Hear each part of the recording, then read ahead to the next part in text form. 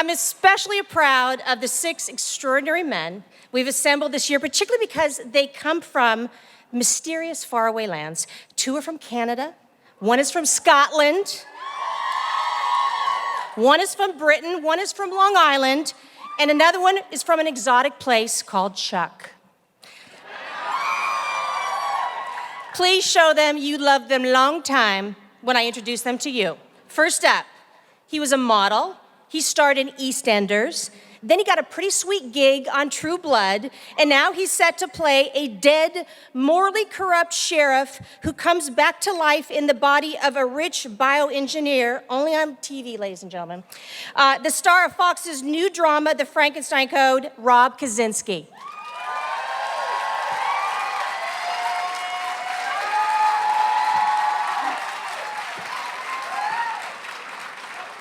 All right, many folks, including our own magazine, actually thought this Canadian-born actor was English. What are you doing, Rob?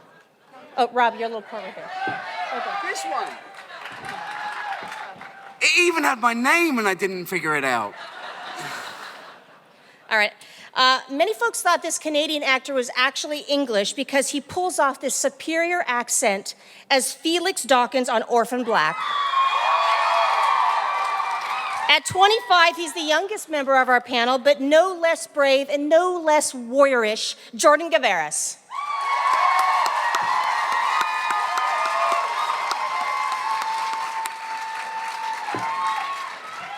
Wait, I love you too. Hello. Did I find the right seat? Oh, thank God. All right, this guy has a resume custom made for Comic-Con. He starred in Dark Angel, Lost, X-Men Origins, The Mortal Instruments, Real Steel, and now he plays the exterminator Vasily Fett in the FX drama The Strain. Say hi to Kevin Durand.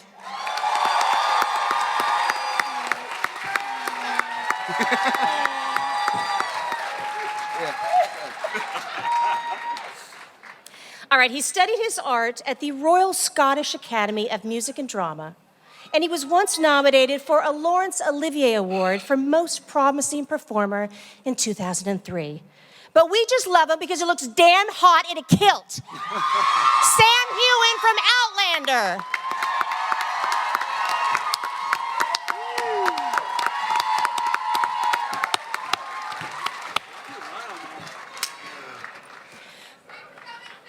All right, here's the... Okay, this actor coming up, he strikes me as that dude in high school. He wasn't the quarterback, he wasn't the ASB president, but not because he couldn't do it, just because he didn't need to do it, because he was so damn cool. People were automatically drawn to his magnetic personality and his incredible good looks. He's the star of Heroes Reborn, Zachary Levi.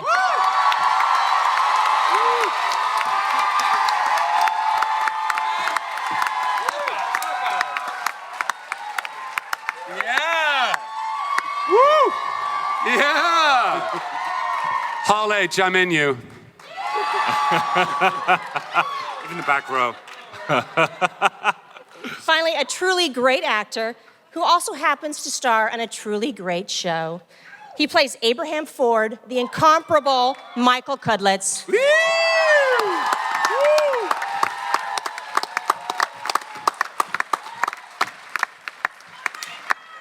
This is for my wife. Two redheads get it on. I gotta ask you first, did you all know each other? How do you, is this not the first time you've all met, correct? We're meeting for the first time, but I knew Kevin and Jordan and Rob and Michael. Because, you know, we play poker and stuff together. I don't know. It feels like we're getting the old team back together. Exactly. It does, yeah. You should have an outfit. And I Rob, feel what a about sitcom. It feels a little bit like, you know, when a boy band gets back together 20 years after they probably should have retired. After they should. I'm that boy band member who's very obviously about a foot shorter than everybody else and looks so Don't worry, we'll take uncomfortable care of during the dance routines. Now, I apologize, I realize this is a very chick question. but when you were packing for Comic-Con, did you take a moment to think, God, what do I wear? I'm worried about looking too much like a hipster, but I don't want to look like I'm trying too hard, and I don't want to look too stiff, but I don't look like a slob. Does this go through your mind? Who are you aiming this at? No. I don't know. All right, it's a trick question. Luckily, my wife dresses me. Yeah. So she's, all the wives out there, thank you for taking care of us and showing what direction we should walk in and what we should say. Exactly. And how to comb our hair and tell us to brush our teeth at night. Thank you. I love you. I dress myself and I love Mass Effect, so N7, thank you. I just tried to not look 12. That was my aim. And thank you, Entertainment Weekly, for putting me on the panel with the would-be Hollywood linebackers. Really helped. I seriously think we've got to see. Oh, man. I would like to see some arm curls with you later. That'd be cool. Right. All right, in case some of the fine folks in the audience were unable to catch any of your shows, please update me on the most badass thing you did at work in the last year. I'm going to start with you. I can't tell you the most badass thing because we just did it about a week ago. Yeah. Why not? There's only a few of us. You won't tell anyone, right? They won't tell anyone. But last year, we had a scene at the construction site where I went, as the fans have called it, Abe shit, on about 17 or 18 walkers. So. Zach. Top I that, man. can't. I mean, I don't know what I'm even allowed to talk about without a sniper's like red dot on my forehead right now. I killed some people that may or may not deserve it. I don't know, but it was. It felt pretty badass at the time. Let's just say I unloaded an entire clip of like 16 rounds in one scene, and nice. Very It was pretty casual. fun. That was pretty kick-ass. That's impressive. We don't even have guns, but yeah. We're building up to ours. If we're keeping this like, warriors and stuff and beating people up. And I beat up a few people, but at the end of the season, which we haven't filmed yet, there's the biggest battle that happened pretty much in Scotland at the time. And it's sort of, it is the end of Scottish history or the Highland culture. So we're yet to film that. And I think I get to kill a few people. Yeah, it's going to be good. Awesome. Yeah. Can you just keep talking for a while? It really is beautiful. I'm just saying.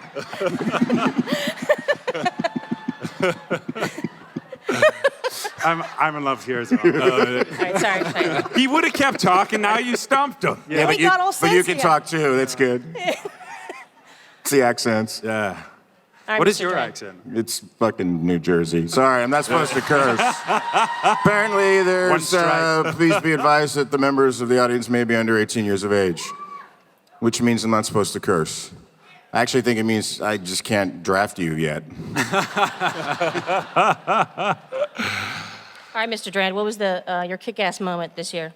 There was a lot of kick-ass moments. I think the most kick-ass thing about my character on The Strain is that when he has tons of automatic weapons available to him and bombs and grenades, he chooses to kill all those damn vampires with his bare hands, with my rebar.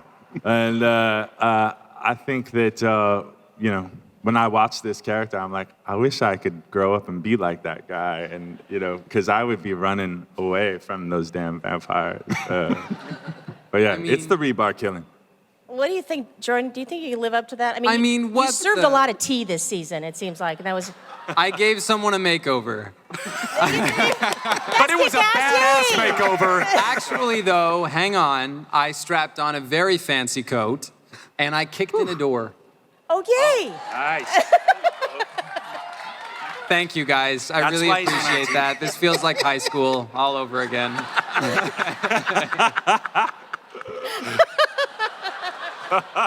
Whoa, what? Why? Who did you kill? Thank you. A lot of people, to be fair, mostly the Alliance. I killed so many. I did one very cool thing. I'm not actually allowed to talk about that. Hold on. No, I did get to wield the Doom Hammer, which is, I play a very, very badass character in Warcraft, which is coming out. And he has a very, very mythical, mystical, very famous weapon called the Doom Hammer, which is, it's like a hammer that makes doom. And I got to seriously, like, kill some serious people with that thing. That was fun. In motion capture form as well. So it wasn't even real. So wait, just to recap, we have Murderers rifles. abound. You killed Murder, like 16 murder, people. murder, makeover. Jacket. Fancy pants. But he murdered those smoky eyes, guys. He murdered them. He killed that suit. He's on our team. We you know, one of us. Just one of 15-year-old me is just dying right now.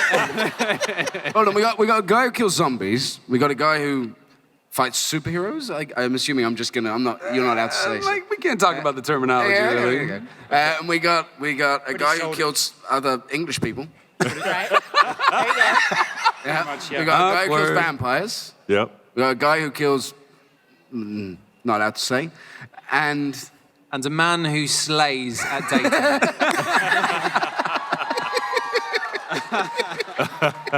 Oh, hell. All right, now, Not hell. I know it takes a lot of dedication and hard work to become a warrior, but nobody exits their mama's womb looking and acting like Mel Gibson from Braveheart. So I want you to travel back to your complicated youth.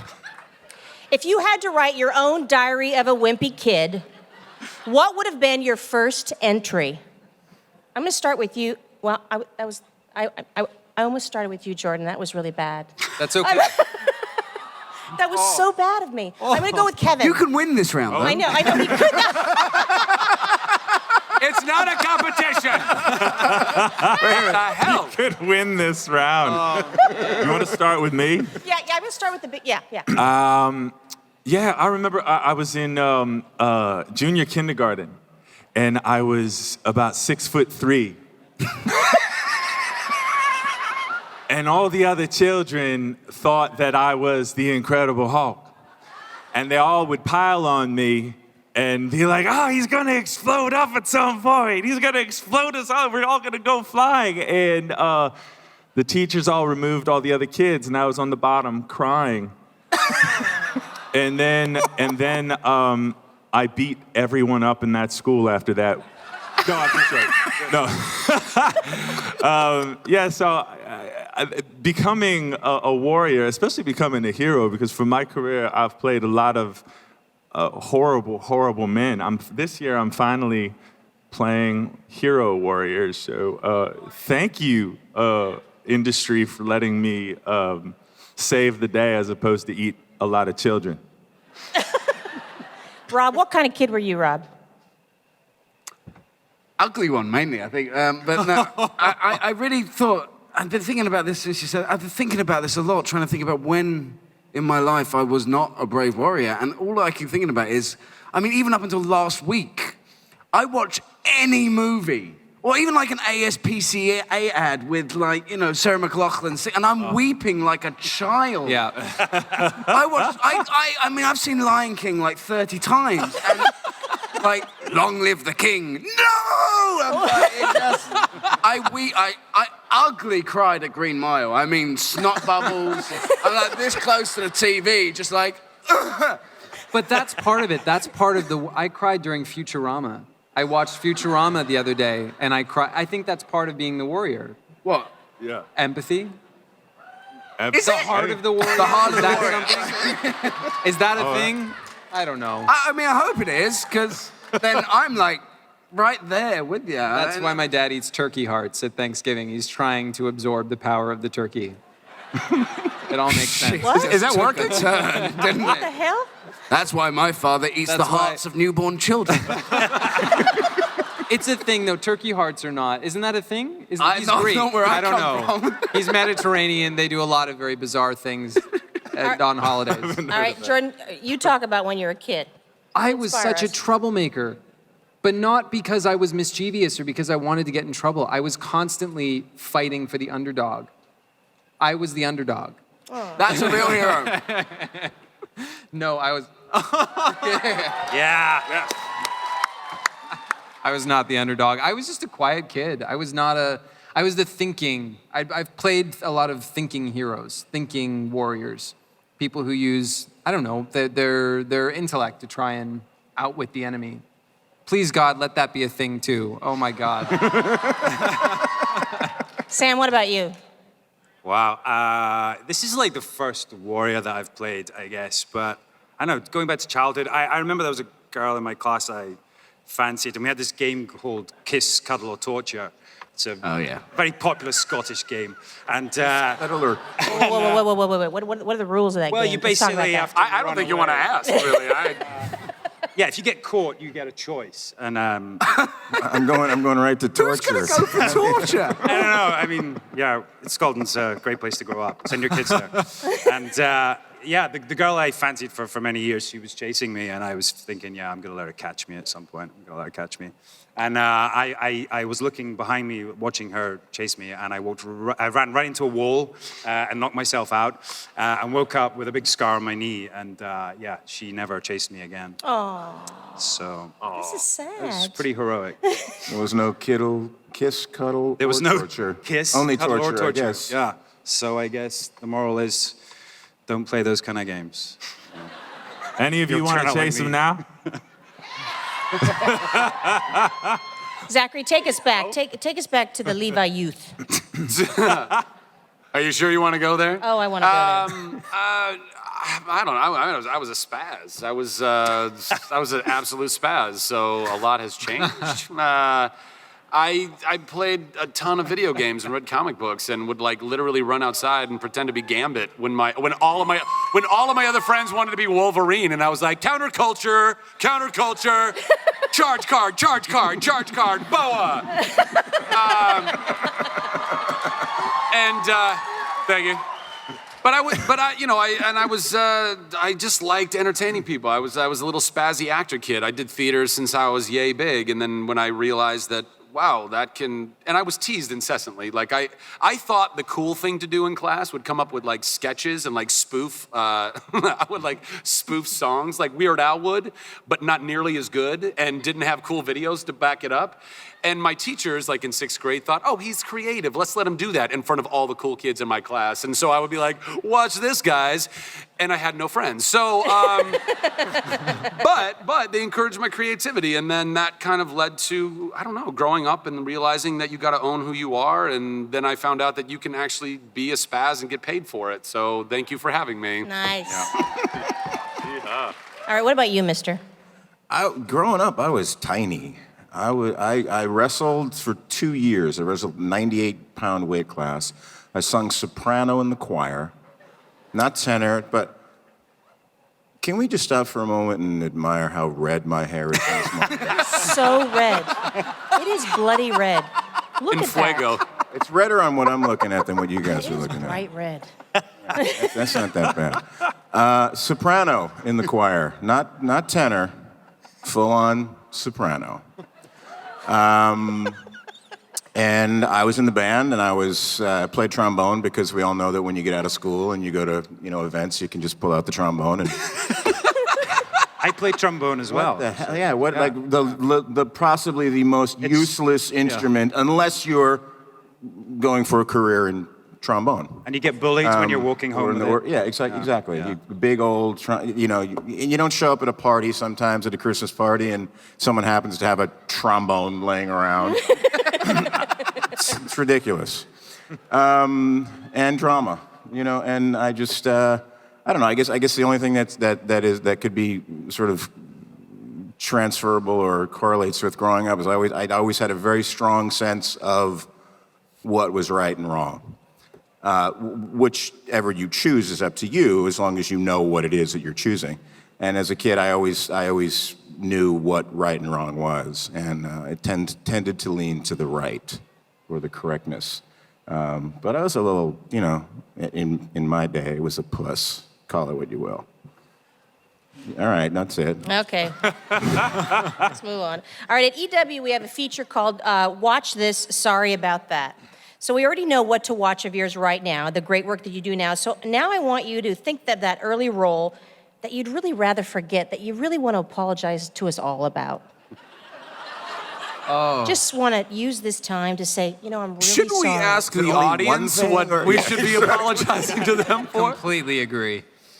Where do we, I'm going to start with you. Oh, 'cause- you're going to start with me Yeah, because yeah. I'm the loudmouth. I would say, oh gosh, I don't know. I mean, I think everything you do, hopefully you pull fond memories from, and I don't want to throw anything under the bus because that's what I feel like we're all being asked to do right now. But I would say some of the more embarrassing moments that I've had in something I've done. I did this movie called Wieners. And I don't know that needs a lot of explanation, but I'm going to explain anyway because maybe it does need some explanation. It was me and Fran Kranz and Kenan Thompson, and we were on this like. Has anybody actually seen Wieners? I'm Five. Googling it Ten, right now. 10. 5 people. I rest 10. my case. How do you spell wieners? I've seen wieners. The movie, Michael. The movie, Michael. Can you repeat the question? It was a buddy comedy road trip movie. Kenan Thompson played a guy who he applied to the Oscar Mayer Wiener Company to drive one of their Wienermobiles for like 10 years. Oh and my the God, sons- I've seen and they- this and they- movie. and they kept denying I him. remember this movie. What Yeah. year did you do that in? Thank you. The guy who's all about Warcraft I was also gonna- likes wieners. Did you see my Hammer of Doom, sir? What year was that? What year was it? Is this you in wieners? That is me. He just Googled a picture. So this was. If anyone can see that. Wait, what's So that around was his head? that was the embarrassing stuff. So my character, we had run out of money, so I had to enter into this hot body contest, and I had to grease myself up and like compete against these other guys, like male stripper kind of guys. And my producers Oh my came God. to me. Are you showing them? Can they see Yeah, can you I've see it? never seen Can we anything it? Yeah, like just it. get a little. Can Can anyone the camera zoom in get on up to that? his Where's the phone? You camera? must see this. Genius. Oh, look at Could you do the pose again? Yeah, there it is. Your smile So accompanying I had that to wax. photo I is had just to. what's I had to grease my whole body. My producers basically came to me and said, "So listen, for this scene, we're gonna need you to wax your whole body." And I'm not a not hairy guy, and so it took 4.5 hours to wax my whole body, and it was the most painful thing I've ever been through, and it gave me I commiserate with the ladies out there who might do anything, but even I was like, this is death. I don't ever want to do this ever again, ever. So that's so there you go. So no wieners too then. No wieners. No. Actually, I think the working title was Wienered. I think that was the sequel. Rob, what about you? You got something you want to say you're know- sorry for? I've got nothing. Well, there is plenty I want to say sorry for. In terms of, I've tried to be proud of everything I've done. I wouldn't apologize for anything I've done. I will, however, take this moment to apologize for my Australian accent in Pacific Rim. I swear to God, I can do an Australian accent. I just didn't do it in that film. Everyone in Australia, whenever anyone comes to us from Australia and they go, oh, you're in that movie. You were, that good film. You were terrible. I'm like, I know. So if I could take anything back, it would be maybe just work a little harder. Did you want to demonstrate now that you can pull it off? Not particularly. Come on, mate, let's go for it. Oh. The gauntlet's been laid, brother. Was that Australian as well? It's horrible. It's rubbish. I lived in learned New from the Zealand pond. for a year, so I feel like I've got a good grasp on an Australian accent, but I just ruined it for that film. I mean, I watch it back and go, like, it just didn't sound like that when I was saying it, I promise, and I'm really sorry in advance. I do know, you don't have to keep telling me on Twitter that I did a rubbish Australian accent. I know it wasn't good, but the film was. All right, apology accepted. Mr. Durand, how about you? Anything? Anything? I would like to apologize for a show called Once Upon a Time that I did Monday through Friday. Mondays, Wednesdays, and Fridays, I played Pinocchio, a 6'6" singing Pinocchio, and on Tuesdays and Thursdays, I subbed in for Aladdin. And it Was just this like kind of didn't Can we, look can we right. Google this? This is not the ABC Yeah. series. No, this is not the ABC Once Upon a Time. No, this Although is I would this watch is that. this is the Ontario place in Toronto. My first paying gig. I got paid $40 a day to do 3 shows a day, and a lot of kids were terrified to see such a ginormous Pinocchio come at them. And then they were like, "Okay, there's no one buying tickets. Go outside and try to bring people in." And I think I made many, many children cry. And the sweeter I try to be, it just didn't work. What did you have to sing? Let's begin at the beginning with Once Upon a Time. And then it was just like this scary thing. I had to do this Pinocchio dance thing. And I know probably none of you have seen it, but it was before YouTube. But I'll be doing a show later on. It's like at my hotel. $40 a ticket. Yeah, $40 a ticket. No, that's it. That's it. All right, Michael, what about you? It's a list. I did a movie years ago called Live Virgin. Oh. And it was like a Romeo and Juliet type thing, mobster and porn industry guy. One of them had a son, one had a daughter. Anyway, I played a gay porn star, which they insisted we go do research on. Naturally. Honest to God, true story. So Ron Jeremy was going to take us onto a set. Don't worry, I get it. It's not going to get bad. Too bad. So apparently the men who work in the industry don't get paid like the women, so they have a lot of straight men go into gay porn because that's where they make the money. This story's not going to end well. Did it start What else, Michael? So, yeah, no, not really. So this is what we're sorry about, right? Yeah, keep going, Okay. keep going. So we were invited onto a set, and we watched people work. Mm-hmm. Yeah, I'll be careful. And they were doing this particular scene, and my wife had said to me, she says, "When you get home, you're not coming anywhere near me." I thought, all right, that's fair. So I go, and I'm watching these people work, and I watch this guy work for about 2.5 hours. Oh, man.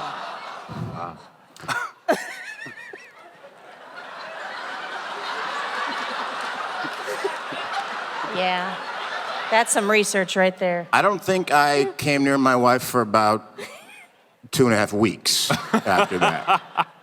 Because I could not even partially replicate. Let me back up. It was not gay porn that we went to go see. I couldn't even come close to what that guy did at work, which was supposed to translate into my leisure time. And somewhere floating out there is a picture of me, well, a film of me, running around in Daisy Dukes. You can't find it on the phone? You can't? I'm sure I'm giving you a Google that moment. shit. I don't And particularly want to Google this one. Work. He's working on it down there. And work boots and a leather vest. Nice. Change my mind, I do want to Google this. I can't wait until I'm your age and I have so much to be sorry about.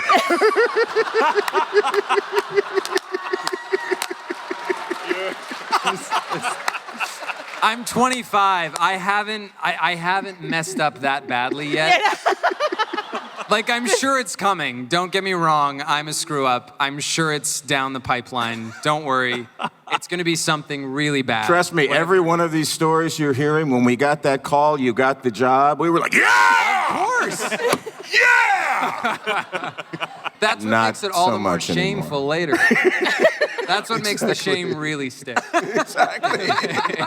All right, one last. Sam, what about you? Do you have God, anything? I can't follow that. That's priceless. I did a film that hopefully will never see the light of day. Not that it was terrible. I really enjoyed myself on it, but it was called Young Alexander the Great from Macedonia. And I met the lovely Lauren Cohen, who's in The Walking Dead. Yes. So I made some of my best friends there on the show, but yeah, it was horrendous. Everyone had this stomach bug. We were filming in Egypt, and every day it was just filled with very unhappy British actors all sweating and running to the toilet every 5 minutes. Oh, So don't go see it. I'll still take that over Michael's experience.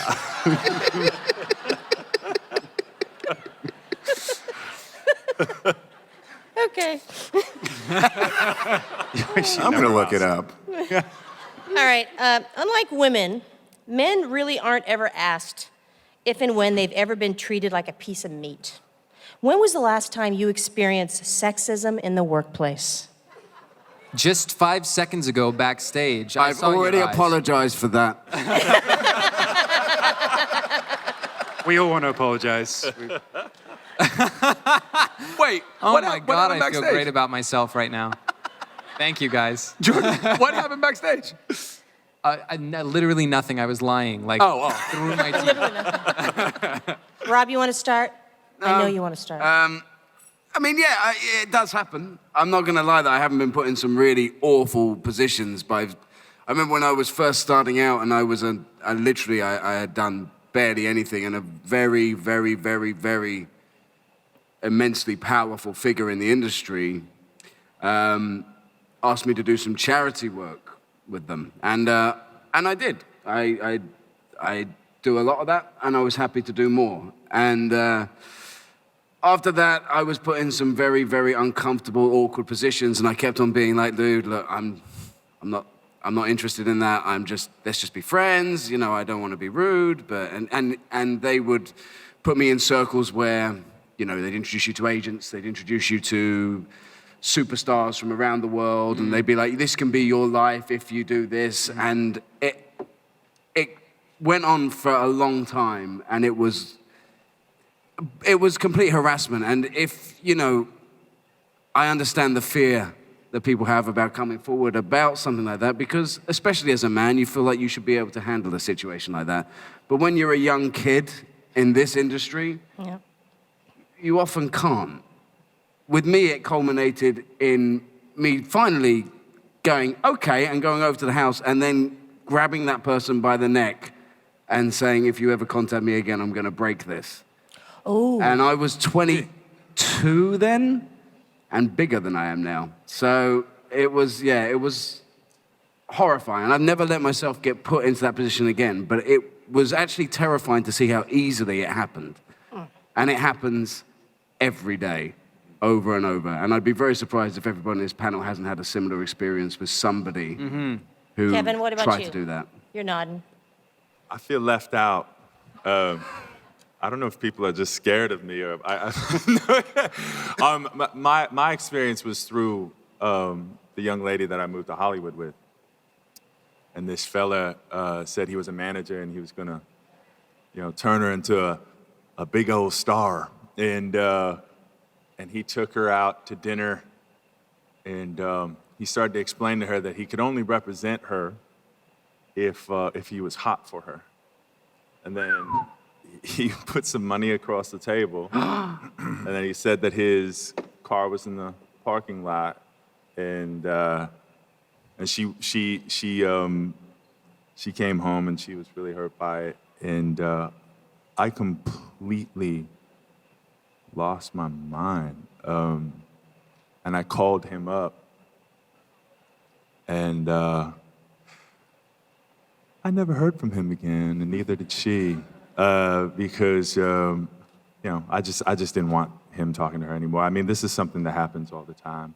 It doesn't happen to giant Sasquatches like myself very often, but Be my friend. But yeah, I experienced it through someone else's you know, perspective. But you know, I feel like it can be more pervasive. Do you know what I mean? Like we always, when we think of sexism, immediately we think of sexual harassment, but I feel like it's way more pervasive than that.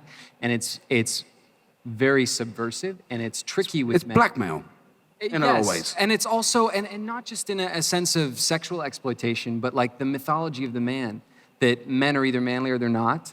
There's no wiggle room in terms of gender. Like if you were to make a list of all the qualities that men have and women have, no person in life would completely conform to one side of the list. There's always some crossover, but there's a pressure to be a certain way, look a certain way, act a certain way, and I think it's just silly. It's really silly, and I also feel like. Thanks. And yeah, I think the mythology of the man is just ridiculous. It's got to stop. And that's another thing that Hollywood in particular is really bad in terms of sexism, is really bad about exploiting. And I don't know, I just think there needs to be more room for men, all different kinds of men who, or not just men, non-binary gender. Like the whole, I don't know if anybody's familiar with like the cisgender stuff, but it's not just about being a cisgendered man. It's about being a fully multifaceted, multidimensional man. And I think we need more of that. I'm looking to exploit more of that, not just the other. Sam, Sam, what about you? Because I know that the gals have fun, asking you about, do you go commando under that kilt? But does it get to be a little much when you have to answer those kind of questions all the time? I think it's always in jest, and I certainly, don't mind a little bit of teasing or fun. But, sometimes you can get a little too far, and next time I'll wear. Well, because it's reductive too, right? But yeah, it can go too far, I guess. There have been occasions when, not myself, but Graham McTavish, one of the other fantastic actors on the show, he had someone lying on the floor trying to look up his kilt. And I don't know, I think that's maybe taking it a touch too far. But in my perspective, it's a bit of fun. And I think, we just don't want to cross any boundaries. I'm sorry, I kind of made it heavy, didn't I? No. It's because that comes with the assumption that all men are just constantly sexual, always looking for sex, all the time, always. I think what you said, absolutely. Like, the reason we're acting. Which is a complete and utter lie. Also, as an addendum to that as well, I mean, I've had similar situations happen with very powerful women too. Mm-hmm. It's not just, men aren't the only perpetrators of this crime. Not the only you know predators. what I mean? It's power that is the perpetrator of this crime, and those of us who, have dreams, find those dreams exploited by people who can grant them. Well said. And that's scary. Well put. Yeah. Hey, if you have any questions for this panel, you want to talk about sexual harassment, maybe ask about porn, we will start lining up right now, okay? I want to line it up. We got to line it up. Yeah, I mean, I don't understand how Michael's thing isn't sexual exploitation in some way. Oh, gosh. All right, tell me about your most awkward, or if it's not awkward, your sweetest fan encounter ever. Awkward or sweet fan encounter? Let me start with you. We do these conventions on weekends. I think probably mostly everyone on the panel probably had an opportunity to do one. If not, I will, where we meet fans that not different than this, where it's more one-on-one, where we actually talk and get signatures and photos. And there's this one family that keeps visiting with their son Justin, and he has multiple sclerosis. And you can just, I can't explain how you see the light in this kid's eyes when he comes and visits us. And that just transfers directly to see that no matter what you're doing, whatever the project is, if it's some sort of History Channel, biopic, which is, teaching history, changing lives, or it's some sort of throwaway, what we think entertainment, just fluff. We have the opportunity to affect lives in ways that we're not even aware of when it happens. And when you see that come back to you in the form of somebody coming to visit you, and from something that you have done or you are a part of, you're able to bring that much joy and affect them in that way. I'm sitting here talking about some kid that no one knows. If you turn around, you look at this hall. This hall is full of 7,000 people who are affected by what we are doing up here for you and every panel that's been here today. That's huge. Yeah, thank you so much. Yeah, for that. Thank you. Because it's about you guys.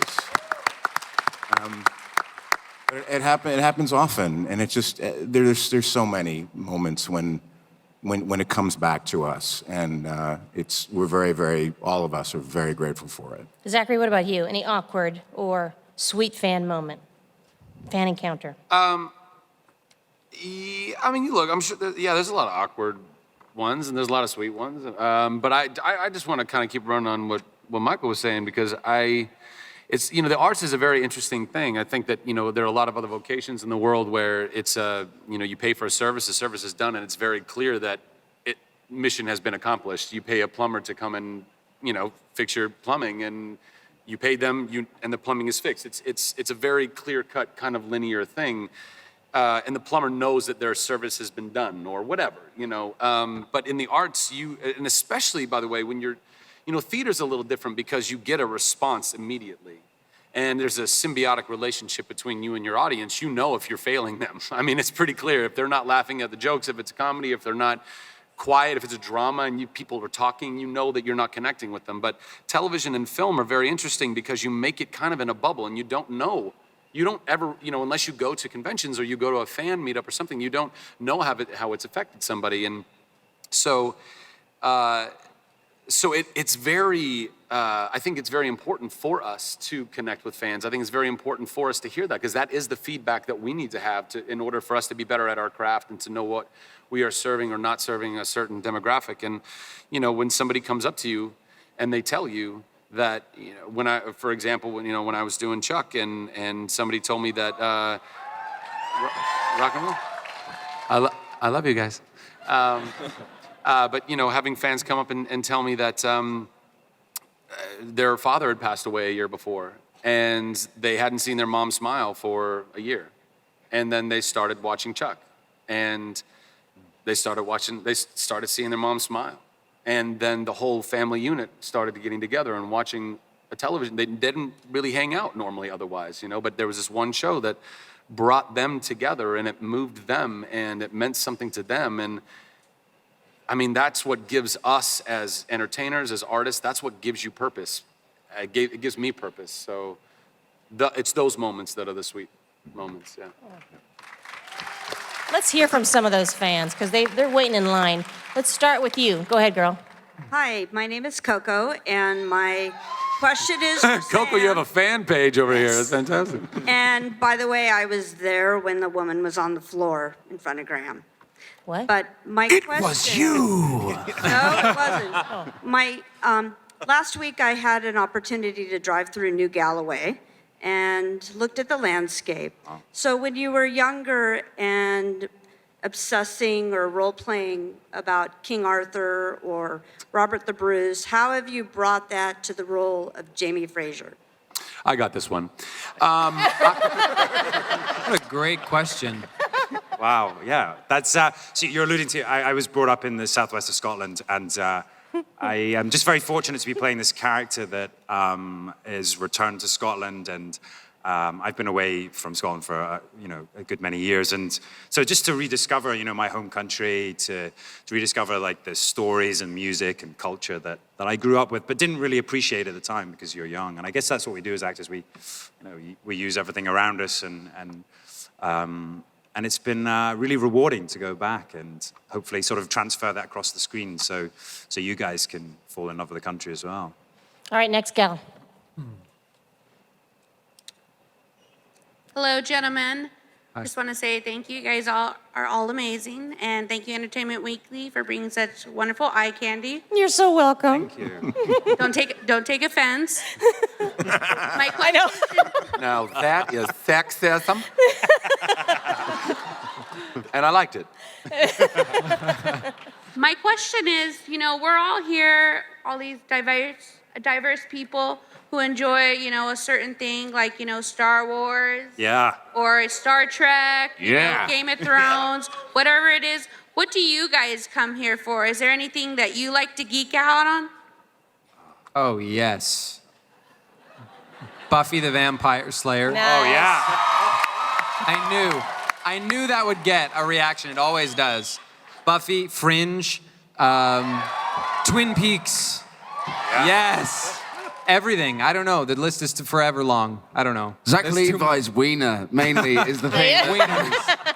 I definitely want to get wienered We next have year. to go see that movie tonight. Oh, God. There'll be a screening, an on-demand screening. We could do a double bill with your show. The Strain.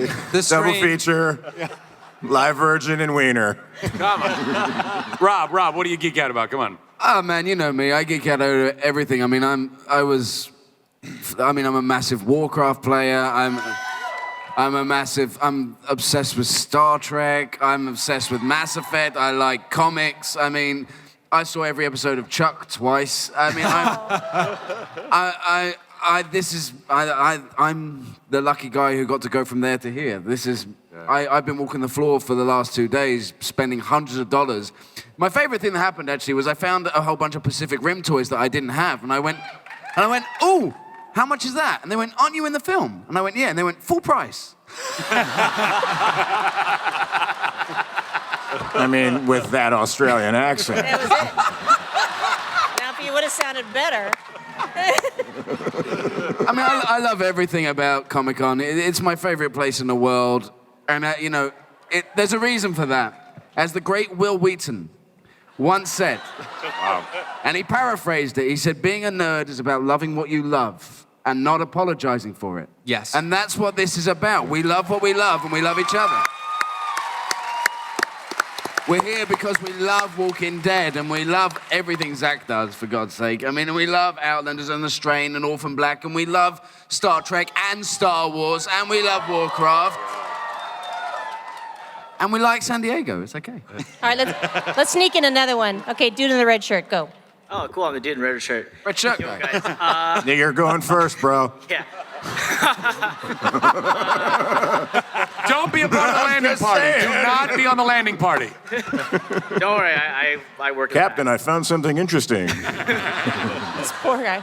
So this is pretty cool because my girlfriend and I totally bonded over Chuck and Southland and Pacific You got Rim a was strong girl there. Oh, yeah.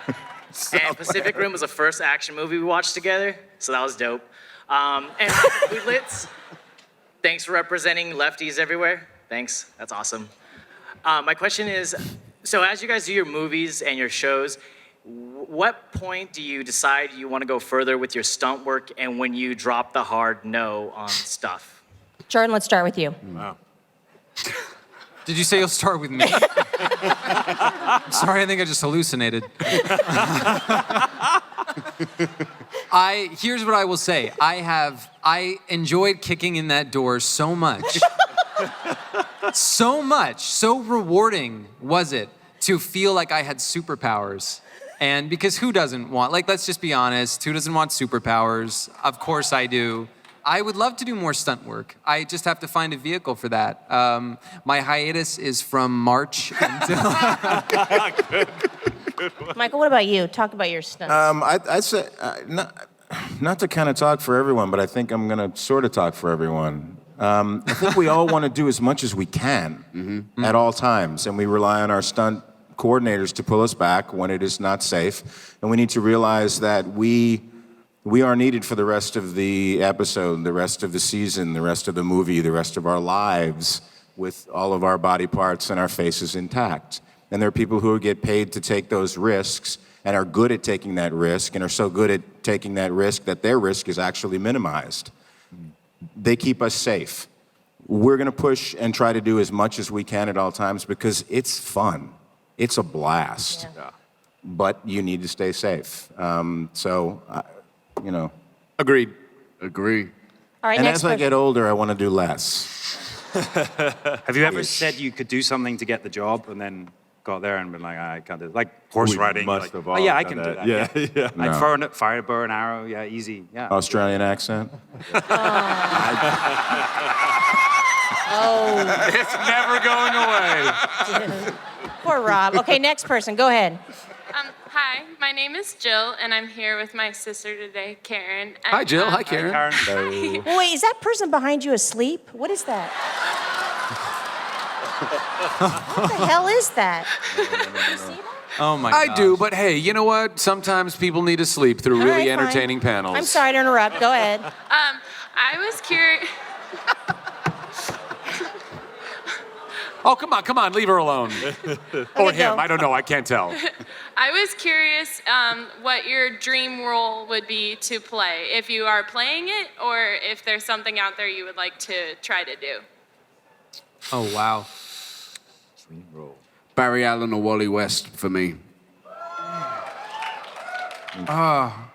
Honest to God, a country music star in a biopic. I don't know why. Oh, that's a good one. Conway Twitty, maybe? Conway Do I Twitty? lo- I don't Dude. know. Yeah, that's not a good one. I can't think of anyone. I'm like Kenny Chesney. I don't want to play Kenny Chesney.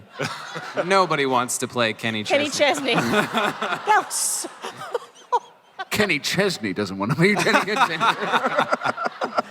That's a lot of dear. hate. I liked you and Hank Tequila Williams. too. Hank Williams. You could What a be great Hank. one. Yeah, You could be Hank. I would do that. Pretty sure That's Tom terrible. Let's get Hiddleston on just it. did that, yeah. I think he did. Kevin? My dream role? Yeah. You know, it's really weird. People ask me that, and I don't really have a dream role. I just, to tell you the honest truth, and it's so cheesy and so corny, but every time I get a job, it's a dream role. It's like the fact that I get to bring life to characters that, and there's all these, amazingly talented individuals all around us that are helping us live our dream as actors, and we actually get to make stuff that you guys get to watch, and then you come to places like this and you cheer for us.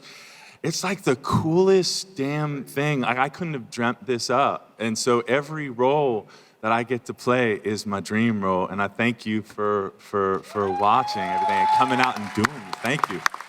Every answer after that is going to suck now. Sam, do you have a dream role? Oh, God. Yeah, I mean, I want to go to space. I want to do something. I want it to be in Aliens. I love those movies and that franchise. That's awesome. I'd love to be in The Walking Dead, please. That'd be very nice. Thanks very much. Oh, that would be We'll cool. figure something out. Yeah, make it happen. Wait, I'll bring the accent. I got to get the chick with the book on her head. Go. What do you got Hi. there? Hello. Oh, my. Great balance. That's stuck on? Thank you. No. Wow. That's magic. Expelliarmus. So, Well done. so my name is Megan, and I'm an artist. And Jordan, you play a wonderful artist in Orphan Black. Thank you. And I just wanted to know, what's your favorite artist? Because mine is Andy Warhol and Jackson Pollock. Oh, wow. That's so funny you would ask me this question. I know so little about art, but I had someone, I was talking with someone about what I would like to do for season 4. And this person gave me a couple of harsh criticisms. And one of which was that she really didn't believe that I knew anything about art and that I was an artist. And that, yeah, it was tough. But she gave me some really great advice, which was that I should bring because I'm not a visual artist. I tried once and I burned that canvas. It does not exist anymore. It was so bad. I don't know what I was attempting to do, cubism or something. It was awful. But acting is a form of impressionist or expressionist art. It's both. And the artist that I happen to play is an expressionist painter. So if I take everything that I know about my work as an actor and I bring it to this person, then hopefully more of that visual artistry will register. And some of that process has been just going into art shops. Like I was in an art shop in Dublin recently and I saw all of these amazing local artists' work, sketches, like pencil drawings. There's a guy who sells movie posters that he has drawn with pencil crayons at the Melrose Trading Post in Los Angeles. He's there every Sunday. They're the most incredible. I bought 2 of them. I haven't hung them up yet, but I'm just trying to expose myself to local artists' work. So I don't have a name. Like there are some artists that I really love and architectural designers. Like when I saw the Basilica in Italy, it was gorgeous. What am I saying? Somebody cut me off here. I am. Okay, I will. All I can say is I'm making an effort to learn and educate myself more about art history and whatever I can. All right, one more question. Yay! Sorry, guys. Yeah. Nerd HQ. Oh, look at that hat. It's a pleasure to spend this afternoon with such intelligent, talented, and fine-looking warriors and moderator. Hi, Zachary. I love Nerd HQ. I had the most amazing time last year dancing the night away at all your parties. Thanks, I'm glad. I'm so I glad make you it again come. this week. This girl knows how to start a question. I know, Okay, right? sorry, and the question. So, about warriors. Some of you have already answered this question, but for those who haven't, have any of you had any fight training before getting your, kick-assness on screen? And have any of you gotten into a fight off screen? Ooh, let's go with the off-screen part first. I'm gonna go on record here saying that probably the English and Irish dudes on this panel have had more fights than the American dudes on this panel. Sam, what do you say? What do you say, Sam? And we won every one of them.